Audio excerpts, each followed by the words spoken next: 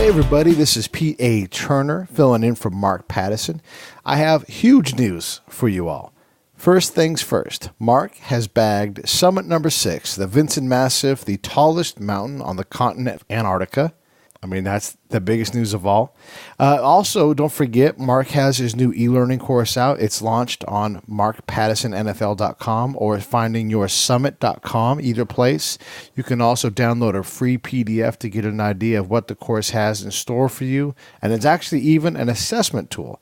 What does the e-learning course do? It helps you with personal goals, relationships, your summits. It helps you get going and start achieving fantastic things. All right, so let me also tell you about today's show. An incredible show of a NFL player, Tau Pupu'a, who was drafted by the Browns, who ended up being drafted by the Ravens ultimately, and broke his foot in practice right at the very beginning of his career. A couple years later, it's just not working out. And so what does he do? He says, I'm going to go to New York and become an opera singer. Yeah, I said it, an opera singer. So he takes off, doesn't know anything about being a professional opera singer, doesn't know anyone in the business, how they do it. He doesn't care. He's going to go to New York and figure it out. Next thing you know, he's trying out for Juilliard, gets a full ride, and completes the study and has been going gangbusters ever since. He is an international operatic singer, a tenor, and one of the best in the world. As always, Mark's show is brought to you by Cynthia Besteman's Violets Are Blue skin products. He uses them. He always talks about them with such a positive endorsement. I think I'm going to start using them too. Hey, listen, everybody. Mark should be back next week. We're looking forward to having him back and getting some more great shows. There are so many good ones coming up. I can't wait for you guys to hear from Mark about his adventure. Everybody take care and get out there and have a good time. Hey everybody, it's Mark, and I'm back with another fantastic episode of Finding Your Summit. And this week, I'm jacked up because I'm speaking to another former NFL player out of New York. I'm beaming from Sun Valley, Idaho, my world HQ. I'm speaking with Tau Pupu'a. And I know I just hacked that up, but please help me out with that name spelling again. It's Tau Pupu'a. Yeah, Tau Pupu'a. Okay, so I think I'm not going to say I've mastered it, but listen, it's an honor and a privilege to, number one, have another former NFL guy on the pod. Having gone through the journey myself, it's always a struggle, and I think a lot of people think, especially nowadays with the kind of money that they're paying people, is that once you make it in the NFL, your life is set. And what I found out, and I think what you found out, it is anything but set. It's just really a platform for potentially great things to happen. But, like all things, you have to work at it, and there's adversity, and you have to fight your way through. And certainly that's what happened with you. So thanks for being on the show. I want to start off with going back to your roots when you were just a little kid. And that is, you grew up on the island of Tonga. What was that like? Yes, I grew up in the Kingdom of Tonga, and life was really shall we say, just free and easy. I mean, if you're hungry, you just, climb up a coconut tree and grab yourself a coconut or a mango or papaya. And if you're, hungry for some seafood, you just go out and throw a line into the ocean and pull yourself up a shark or something. But life, you do have to work really hard, no matter where you live. If you want to survive, especially I'm the youngest out of 9. And so my dad was a farmer in Tonga. And then, we lived life to its fullest. And then we moved to America because my parents wanted us 9 kids, to have some kind of future. Well, that must have been a huge shock. I mean, going from the total size of 288 square miles, which is pretty small when you put that all together, to moving to Salt Lake City, and all of a sudden now you're in America and you're in this gigantic landmass. I mean, that must have been a heck of a shock. Well, what was the shock was, when we got to Utah, because Utah's 4 seasons, and to see snow for the first time, that was something that was mind blowing. To see something, you just sit there and what is that? And then, of course, you touch it, you taste the snow and everything, and it's fantastic. I remember the neighbors were just laughing and everything because we were outside running around in the snow barefoot because it was awesome. It was one of those great things that, one can experience. Back in my day, I went to the University of Washington. I played for the Huskies, and it was the Pac-10. And at that time, Utah and Colorado were not in that conference yet. They are now. And in the last 6 years, I served in a mentorship type role for UCLA football team. Jim Moore is my best friend, and so while he was the head coach, then I had that opportunity to be at all those different games. And so being down in Salt Lake City, being at the University of Utah, on the game nights, it was always interesting to me, and I don't know why this is, but there seems to be a fairly large Samoan, if that's the right word, community that's down there. Polynesian, yeah, is that the right word? Yeah, so the Polynesian culture that exists down there, and I've never understood why that is of all the places that people could go. I think, first of all, the reason why is because a lot of the Polynesian people, especially in Tonga, are converted to Mormonism. What you call it. Okay. Yeah. And so a lot of them moved to Utah because that's the root of the church where it's at. And so I grew up Methodist, but my mom's side of the family, they were all Mormons. But so when you move to a new place, you all flock together because you don't speak the native language of that area. And so we all moved to Utah because of my mom's side of the family, they're Mormons. Yeah, no, that makes a lot of sense to me. Okay, football, when did that come into your life in terms of, you're a big guy. You ultimately became a defensive end, which is, for people who don't know, there's smaller guys like me who are wide receivers, and there's bigger guys like that you are on the line. So where did football really kick in for you? Football, I started playing football when I was in Little League, but I think it really kicked into gear when, when you're the first generation, everything is, you have to work for it. And there's no old money or anything.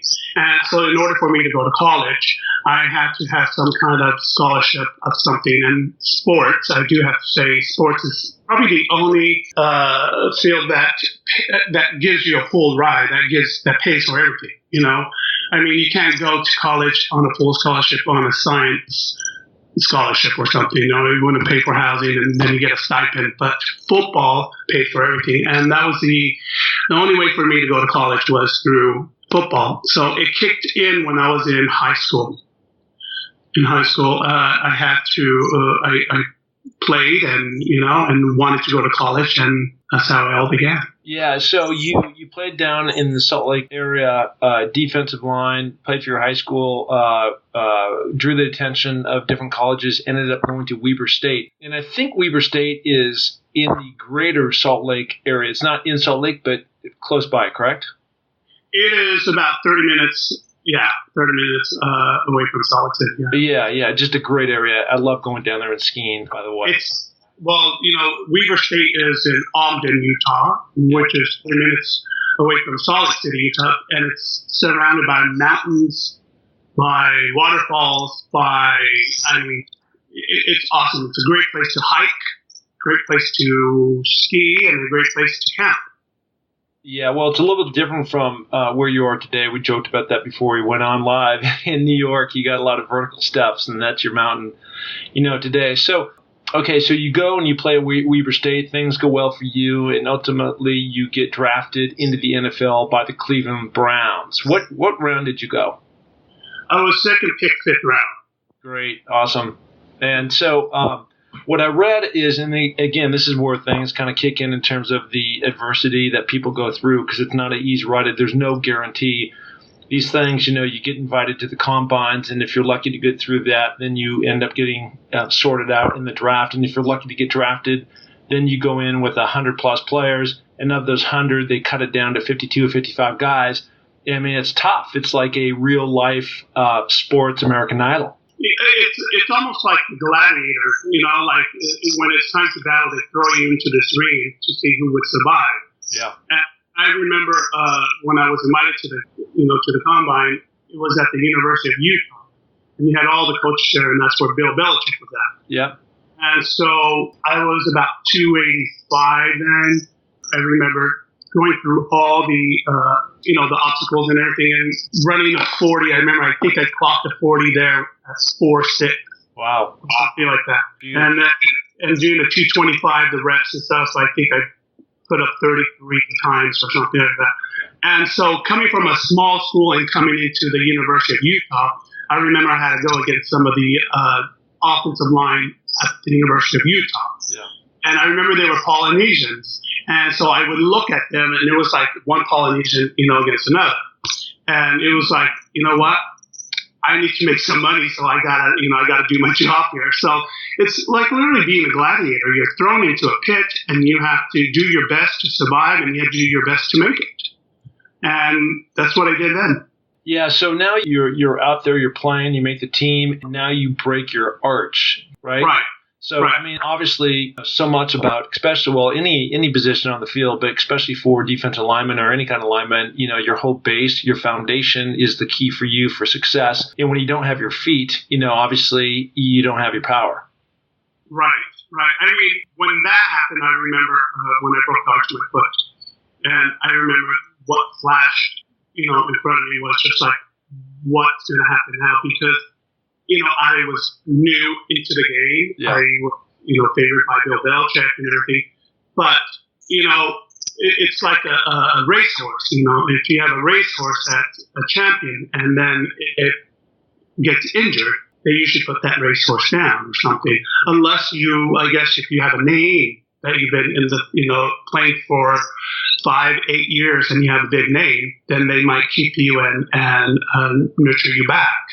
But, I was a young buck, and I come in and got injured, and they kept me, but, they had to let me go.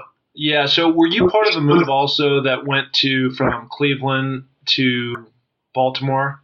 Yep, I am the last Cleveland Browns, the original Cleveland Browns, and I am the original Baltimore Ravens, yeah. Yeah, so, I mean, it's just incredible. I think you went from, your journey of going from Tonga to landing in Salt Lake City, like culture shock with all the snow and everything, and now you're in Cleveland, freezing, and then you're over to Baltimore. So, incredible. So I read somewhere in there, too, that as a way, maybe a stepping stone is the right word, for you to make your way back into the NFL, you went up to Canada and played up there? I talked to Bill Belichick, and he said, go and play at the Canadian League for a year, and then we'll put you back on.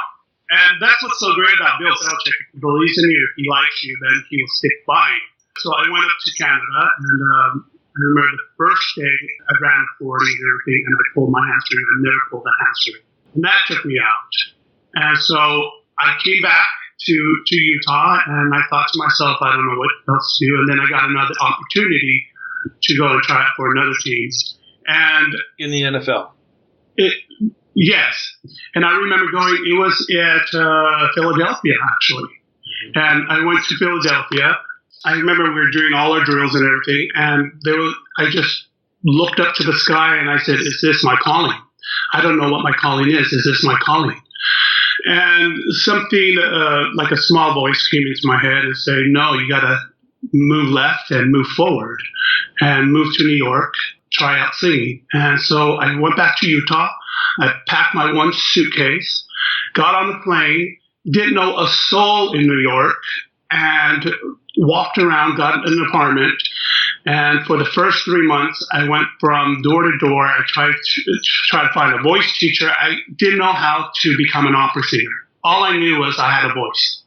And so I met some students from Juilliard and Manhattan School of Music, and they sort of told me who their teachers were, and one thing led to another. And I was at a book signing at the Metropolitan Opera, and there was a really famous opera singer from the Polynesian Islands called Dame Kiri Tekanwa, who looked up and said, what are you doing in New York? And I said, well, I'm a singer.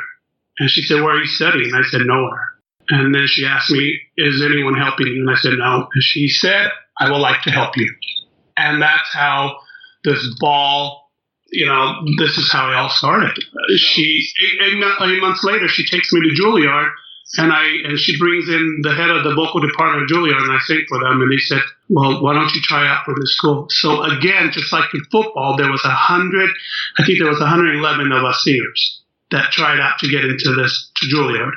And it went down to 50, went down to 40, went down to 12, and I was still in it. And then I got a call in December of 2008 and said, congratulations, you're one of 4 that we took.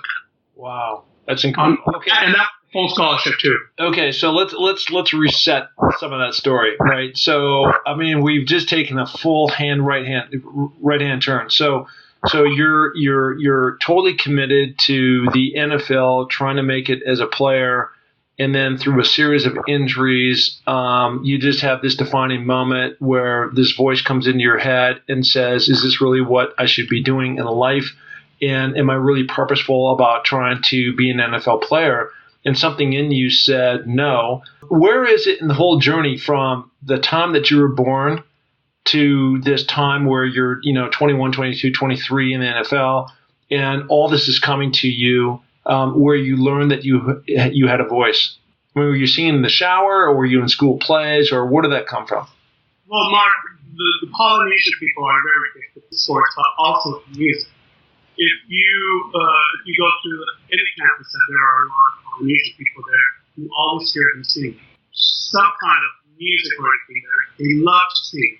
Like, music flows into their veins and everything. And so at church, I would be singing a hymn, and I remember people turning around and saying, you should do something with your voice. And this is after when I decided to go back to Utah and, pack my own suitcase. And so I think that really, that was, really something that when people tell you that you should do something with your voice, that you have a really great voice, you should listen to it. Yeah, so I think there was a show on, and I don't know if it was trying to mimic the whole Juilliard experience, but a show called Fame, where essentially they had these really talented kids that show up at the school in New York and essentially do exactly what you did, whether it was an actor or singer or whatever. There's a breakdown and competition, whatever you want to call that. And ultimately they just brought in a select few who was super talented, knowing that, or hoping to really take that talent and really nurture it to a whole different level. And so now you get accepted to Juilliard, full ride, Scully. You're in New York, you're living the dream, all these things that you wanted to have happen. You're now, I'm sure, feeling very purposeful about your decision. What was going through Juilliard like? I mean, for you as a singer, I mean, what is the curriculum? What is that? Well, we got to remember that, while my colleagues at Juilliard were, the age of in their teens, they were learning the solfege, the do, re, mi's, and learning how to sight, learning how to sing and everything.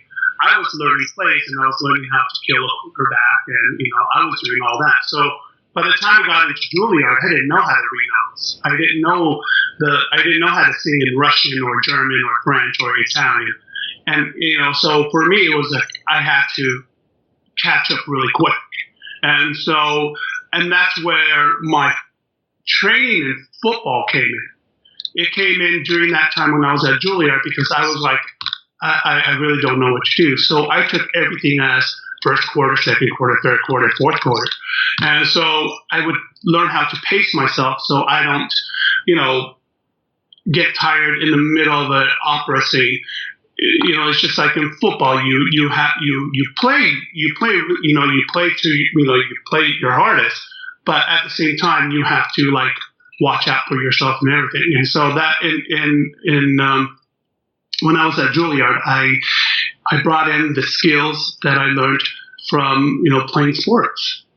Yeah, that's incredible. I mean, look, for a person who loves to see the artist, especially with talent, go. I mean, I could sit there all day. I would have loved to have been a fly on the wall and just seen you and the others go through this. I'm sure it's fascinating for you to have these other, I'm not going to call it co-workers because they weren't workers, but, co-talented, people, like-minded people like you, you guys all kind of blossom together at the same time. Right. I mean, it's just, it's something that you just got to keep on. If you have a talent and you believe in your talent, and you have to nurture it and you have to take care of it. With singing, I can't be partying the night before I have to do a performance. It's just like in sports, you can't party the night before you have a big game. Yeah. And because I always say to my colleagues in the opera world, I always say, when that curtain goes up, it's your butt that's standing on that stage. It's not your friends that you hung out with yesterday or the day before yesterday. It's your butt. So you got to take care of yourself. That's what I learned in football too. But football, the difference between football and opera is that football is a team sport. It's a family. You become a family, and you become a team and everything. In opera, it's almost everybody wants to be the quarterback. Everybody wants the loud cheers, applause. Everybody wants that touchdown pass, and so it was really, really hard for me to grasp because I came from a family, atmosphere and into a place where, no, I'm the star. No, I'm the star. And, it's very competitive. But at the same time, you have to be really nice to one another. Yeah, just incredible. So one of the visuals that when I first saw this that struck me is that, you've got this size. So how tall are you? This podcast is brought to you by Laird Superfoods. Let me tell you, these creamers are so amazing. They're super tasty, super delicious, and what they are is whole, natural food ingredients mixed into these creamers. And I'm telling you, when you put this stuff into your drink, this powder substance, it is amazing. And their whole tagline is all about fueling your journey. You cannot go and actually power your way up a mountain, be in the pool, ride a big wave, unless you're properly fueled. And these guys are doing it all the right way. So where can you find this? At lairdsuperfood.com. And here's the kicker. If you use the code name MarkP20, that's Mark P20, you're going to get 20% off on your first order. So check it out, lairdsuperfood.com. Yeah, just incredible. So one of the visuals that when I first saw this that struck me is that, you've got this size. So how tall are you? I'm 6'5". Yeah, so you're 6'5", you're this big dude, you're cut up, and then when this operatic sound comes out of your mouth, it's just, I'm not sure what I was expecting when I first heard you, but it's just like this amazing force of nature that's just coming at you full steam. Right. Well, I find that the human voice is I would say the closest thing to God. It's from your soul to my soul. And it's a communication of a communication of you to another person, especially in the opera world when you're not mic'd. You're on that stage and you have to sing over an orchestra of about 60 to sometimes 100 piece orchestra in a theater that seats 2,000 to 4,000 seats without a microphone. And you have to learn how to project. You have to learn how to throw that touchdown pass all the time. And so it's one of those things that it's really rewarding because the audience who are sitting out there listening to the purity of your voice without mics or anything is a fantastic experience. So now you go through Juilliard. I mean, you've met this person that turns out to be maybe one of the most influential people in your life, right? In terms of really setting you on the right course, introducing you to the people at Juilliard. Now you go through it 3 years later. So now, like any kind of time that you graduate from college or the Juilliard, whatever thing you've been doing, now you're like, okay, now you have to actually go out there and do it. So how did you put yourself in a position to be now traveling all over the world and being that star that you talked about in terms of being the main guy up on stage, singing, projecting? How did that all come about? Do you get an agent? Is that how that works? It starts with an agent, but it also starts back to, like I said earlier, about, learning your plays and learning your music and learning your language. Yeah. Because you have to go in and do a audition for some of the opera companies. And if these opera companies like you and like what they hear, then they hire you. If you go in and you haven't done your homework, or you've been out partying and your voice is not intact, then you go in and you get a not so great audition, then you won't work. You don't get the job. And so, I always give credit to my roots, which is football, because it literally taught me, the purpose of life. The purpose of life is to work hard and be a great person in this world and in society and everything, and give back to what you believe in. And so when I got into the music part and got an agent, I had to make sure that the agent knew what my purpose of life is to share this talent that I have. And typically when you go and somebody does hire you, how long does that engagement last? Well, it's sometimes here in America, they sort of do things really fast. You go into an opera company and you be there for a month and a half, and you do 5 opera shows. In Europe, what I've experienced in Germany, you're there for 3 months and you do the same amount of shows, 5 shows, but you're there for 3 months. Yeah. And America is like, let's get them in, let's get them out, and in Europe, it's like, let's get them in and keep them here and, work their tails off. So, it all depends. It all depends what company you're with and how long and how long rehearsals and the performances are. Yeah, it seems like when I saw you on these videos again, I'm coming from a person that doesn't know anything about opera, other than what I've heard. You're a tenor. Is that when you're singing, you're not just singing the song or songs, but you're really embracing that character and those words. I'm almost like watching this transformation of somebody else, not you, becoming something, within that song, and what that person, whoever wrote that song, was feeling at that time. And it's really interesting to watch your body transform too.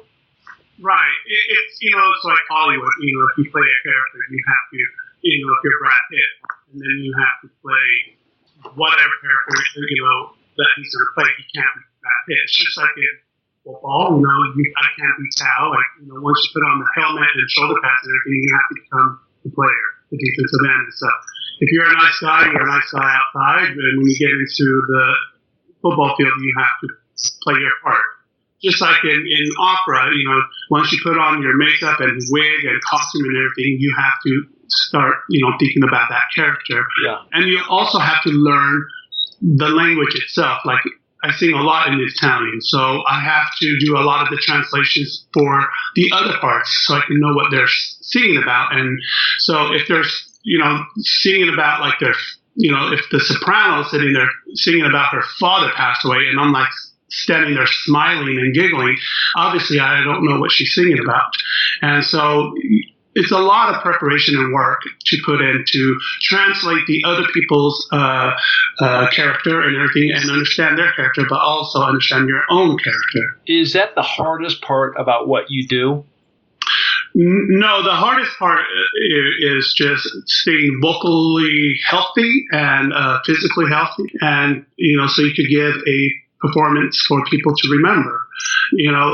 Our body is our instrument. It's not, you have a pianist who could be sick and they could walk up to a piano and play that piano, because that instrument, the piano itself, is a fine instrument. Now, our body, we have to take care of it. And every day, every morning, it depends on the season, you wake up, you might have allergies and everything. You have to know your instrument and know what you have to do to take care of it. I was listening to a new podcast that I downloaded from Oprah, and something Oprah Soul or something like that. But she had Tom Brady on, and Tom is, the whole conversation was about longevity and how long he'd been in the NFL and continues to want to play, into his mid-40s. And that's one of the main themes that he was talking about, was just about his body being the instrument and taking care of it, and that is his currency. And without that in play, he's nothing. He's just, his body's going to break down. And that's one of the reasons why he's been able to compete with everybody at that same competitive level like he did 10, 15 years ago. Yeah, it's like what I said. Keep on stressing enough that football and music and singing, opera, are really very close together because, again, we talked about Tom Brady, your body is your instrument. Yeah. Just like us singers, our body is our instrument, and you got to take care of it. You got to exercise it, make sure that it gets enough water, enough movement in it, and you got to make sure that, for us singers, we don't go to loud places, loud restaurants, clubs, and everything. So all those, you sort of have to put it in the back seat, and you got to really take care of yourself.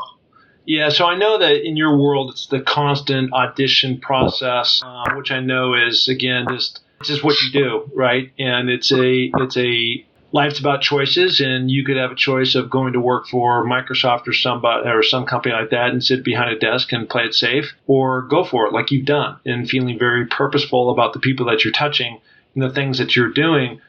Do you have a current gig going on right now, or is this always in the future, in the future, in the future? Sometimes it's in, sometimes you can be booked 2 years in advance, and you know what's coming up, for the next 2 years.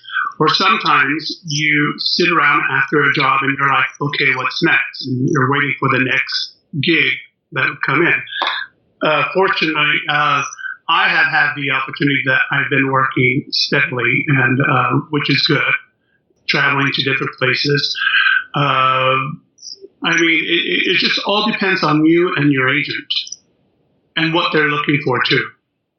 Yeah, well, it seems on my research of you, you've done several different gigs worldwide, and it just seems like a pretty exciting life for a guy who, was born and raised up until 5 years old in Tonga. Right. Well, when I graduated from Juilliard, there was a elderly lady there. I think she was in her mid-90s. Yeah. And she came up to me and she said, she said, I've worked here at Juilliard forever. And she said, you're the first Polynesian that graduated from Juilliard. Wow. And I looked at her and I was like, wow, are you serious? She goes, yes. He goes, there would be people from Hawaii that would be there, but they're not Polynesian. Yeah. But to have a full-blood Polynesian person, you're the first. And I thought, oh, that's great. Yeah.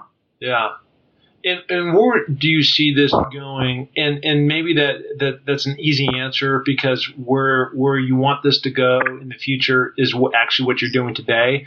But is there another level that as you go through this journey that you're on and being in these different operas, that this can then lead to that?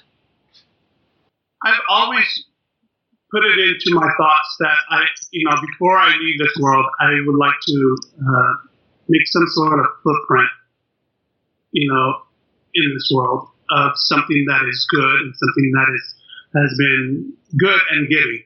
And so I see myself continuing to climb this ladder of, we call it success, to reach, I like to go to Tonga or to Polynesia, to Samoa, to Fiji, to, Tonga, and give a concert or give an opera because they've never seen an opera.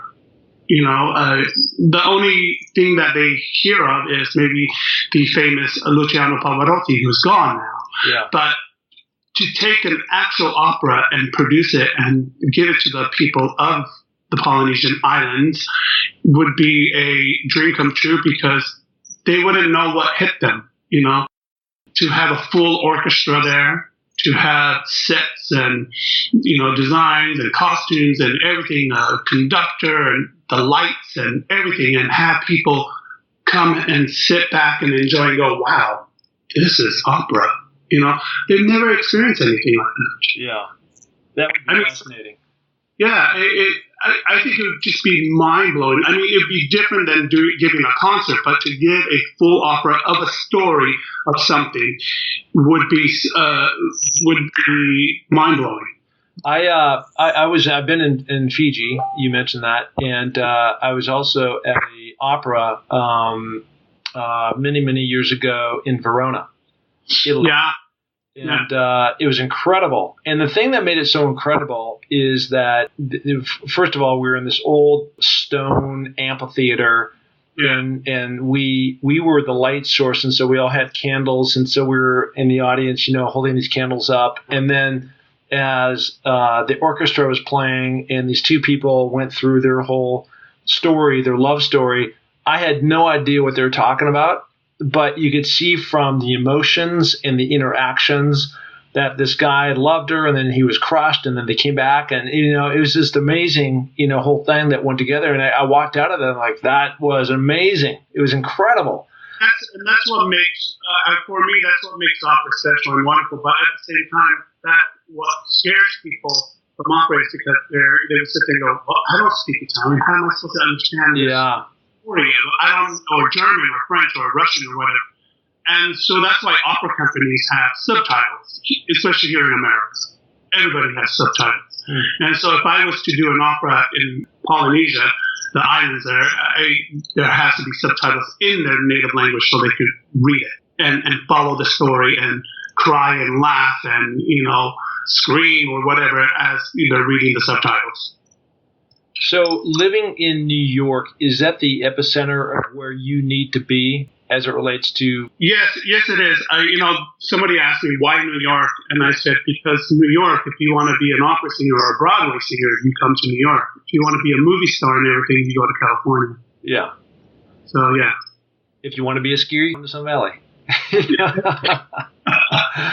All the way. There you go. Full circle. No, it's the best now. And, that makes a lot of sense to me.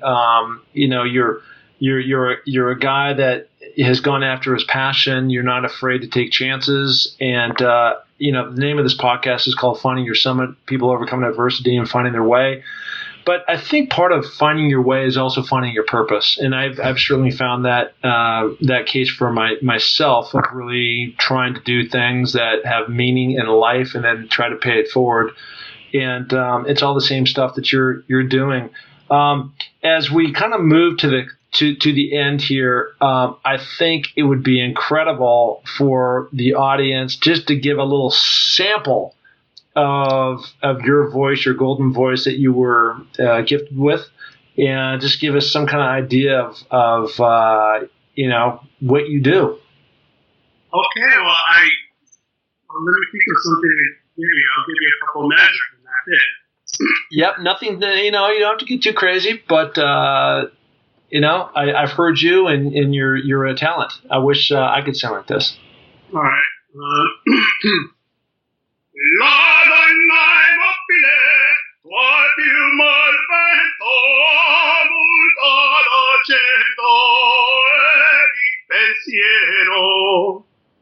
Awesome! You're hired. Slam dunk. Hey, listen, where can people find you?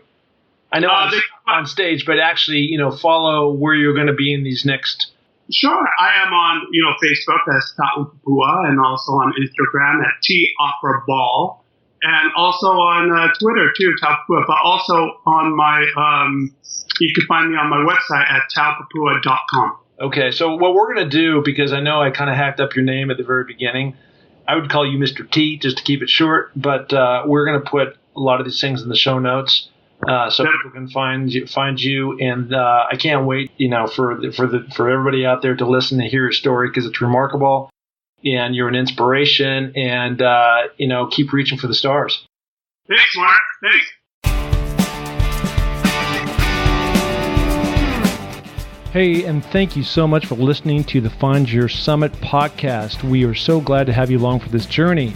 And if you enjoy the show, please tell a friend, share it on iTunes, spread it to the planet. We're looking to broadcast this to every person that is out there because, as you know, everybody has their own summit that they're going after. Okay, if you're looking to follow my journey, you can find that through my social links on markpattisonnfl.com. That's Mark, M-A-R-K, Pattison, P-A-T-T-I-S-O-N, NFL.com. So, Until the next podcast, just remember, clear eyes, full hearts, and remember, it takes a little more to make a champion, so make it happen. Thank you. Bye.